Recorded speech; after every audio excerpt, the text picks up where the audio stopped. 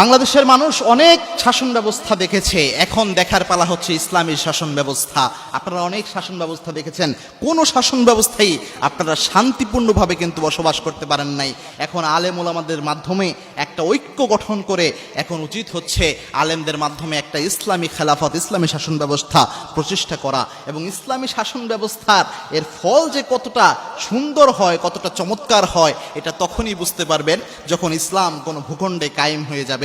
সব মানুষের সুন্দর নিরাপত্তা হবে, একজন হিন্দুর নিরাপত্তা হবে, একজন বৌদ্ধর নিরাপত্তা হবে, সবার নিরাপত্তার ব্যবস্থা ইসলামী রাষ্ট্র ব্যবস্থায় রয়েছে।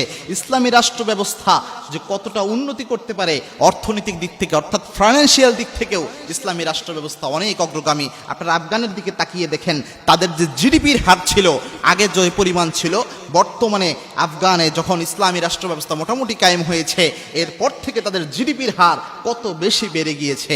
সুতরাং ইসলামের জন্য, কোরআনের জন্য এই বাংলাদেশের মাটিতে একটা উর্বর মাটি। এই বাংলাদেশে হাজার হাজার লক্ষ লক্ষ মসজিদ রয়েছে এবং এই বাংলাদেশে একটা অন্যতম কালচার হচ্ছে তাফসির মাহফিলের প্রোগ্রামগুলো, এবং মাহফিলের দিকে মানুষের অনেক ঝোঁক রয়েছে। আলেম প্রিয় এদেশের মানুষ, দেশের মানুষ ইসলাম প্রিয়।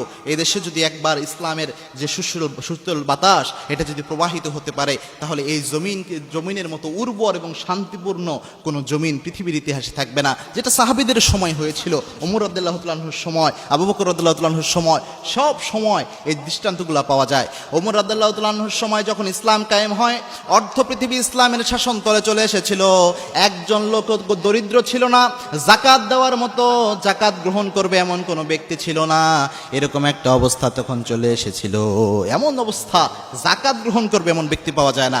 একজন লোক যাকাত দেওয়ার জন্য খুঁজতেছে কাকে যাকাত দেওয়া যায়। খুঁজতে খুঁজতে তিনি দেখলেন একটা গাছের নিচে একটা লোক বসে আছে। তিনি চিন্তা করলেন যে যাক, একজনকে পাওয়া গেল যাকে যাকাতটা দেওয়া যায়। দেখে মনে হচ্ছে একটু গরিব মানুষ, যে বলছেন ভাই আমি তো যাকাত দেওয়ার জন্য মানুষ খুঁজে পাচ্ছি না, সব মানুষ স্বাবলম্বী হয়ে গিয়েছে, আপনি আমার যাকাতের টাকাটা নিয়ে আমাকে একটু উদ্ধার করেন।